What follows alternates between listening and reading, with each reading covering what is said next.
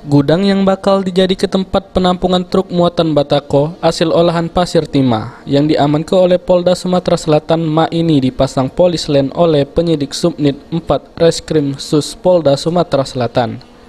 Dijelaskan oleh Kasubnit 4 Reskrim Sus Polda Sumatera Selatan AKBP Ahmad Gusti, sampai sejauh ini pihaknya masih terus berkoordinasi sama Polda Bangka Belitung buat ngungkap jaringan penyelundupan truk muatan batako hasil olahan pasir timah. Untuk sementara, dari hasil pemeriksaan yang dilakukan terhadap para supir truk bahwa batako hasil olahan pasir timah tersebut diperkirakan bakal diekspor ke luar negeri.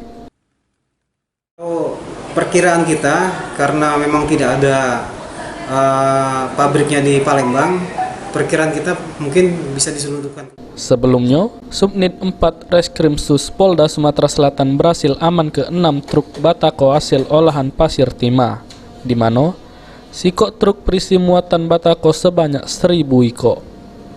Firman Hidayat, PAL TV.